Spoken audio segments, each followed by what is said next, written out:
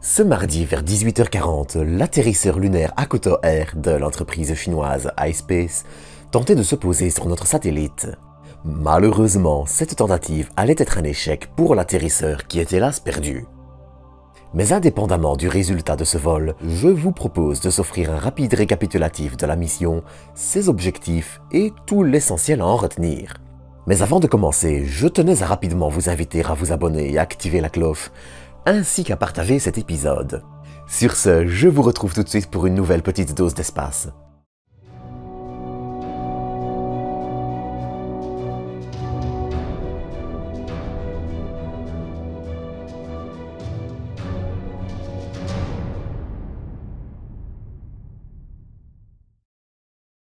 Si vous ne le connaissez pas encore, laissez-moi rapidement vous présenter Hakuto Air, qui désigne en fait tout un petit programme lunaire.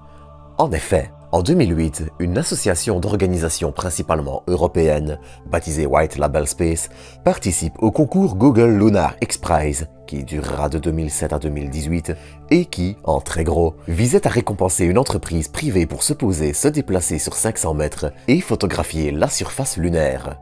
C'est en 2010 que White Label Space Japan est fondé pour aider l'entreprise à commercialiser au Japon, avant que White Label Space Japan ne change de nom pour iSpace en 2013, et que le programme lunaire n'hérite du nom Hakuto.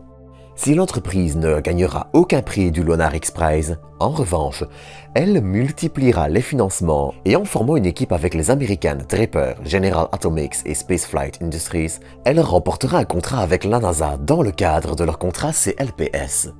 Pour résumer rapidement, le programme vise à payer des entreprises privées pour renvoyer des charges utiles à but scientifique sur la Lune.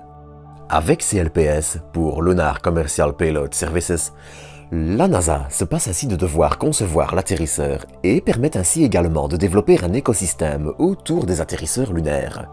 Toujours pour résumer rapidement, le programme sera ensuite renommé Hakuto Air en 2019 et c'est en même temps que le profil définitif de la première mission, Hakuto Air M1, est fixé.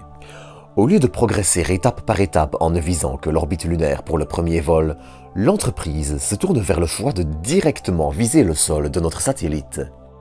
L'expérience de ces nouveaux partenaires permet en effet bien plus de confiance en soi, et une fois en orbite lunaire, le plus gros du chemin est de toute façon fait. Si le guidage et le contrôle en phase d'atterrissage restent l'étape la plus sensible, c'est aussi l'étape clé pour réussir et un vol test serait, dans ce contexte, presque contre-productif. Enfin, le 11 décembre 2022, l'atterrisseur d'environ 1 tonne décolle à bord d'une Falcon 9. Mais il ne visera pas directement le sol de notre satellite. Au lieu de ça, son lanceur le placera en orbite basse, puis il relèvera son orbite pour croiser celle de la Lune. Le 27 mars, il se placera ainsi avec succès en orbite autour de la Lune et commencera ensuite à se préparer pour son atterrissage, prévu dans la région du lac des Songes, une région de 384 km de diamètre et créée par un flot de lave basaltique. Ce site a comme principal avantage d'être un terrain relativement stable, dépourvu de cratères ou de roches massives, qui devrait faciliter la tâche de l'atterrisseur pour ce premier test. Mais avec lui, Hakuto Air emporte aussi plusieurs charges utiles et scientifiques. Déjà, on notera le rover Rashid des Émirats Arabes Unis, petit rover lunaire de seulement 10 kg. Il est équipé de 3 caméras haute résolution Caspex, développées par le CNES et l'entreprise française 3D+, une caméra infrarouge, une sonde permettant l'étude du plasma et un microscope permettant d'étudier le régolithe lunaire. Dans l'idéal, il devrait survivre au moins 2 semaines avant que le froid de la nuit lunaire ne l'achève et parcourir au moins quelques centaines de mètres et ainsi permettre de mieux comprendre les propriétés de la poussière lunaire, accrochant partout et ce pour des raisons parfois encore floues. Mais l'atterrisseur devrait aussi déposer le petit rover ovale Sora Q, équipé d'une caméra et ne faisant que 8 cm de diamètre. Alimenté par une batterie à usage unique, sa durée de vie ne devrait d'ailleurs pas dépasser les 2 heures et permettre de tester le concept de ce genre de mini-rover.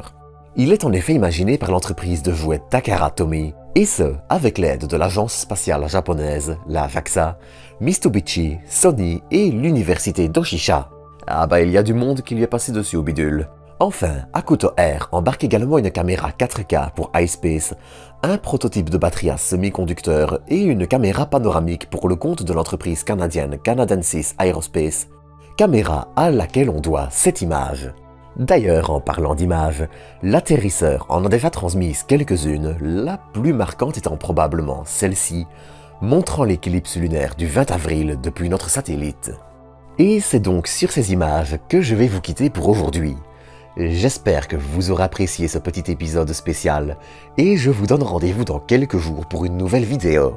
D'ici là, prenez soin de vous, prenez soin des autres et à très bientôt pour de nouvelles doses d'espace.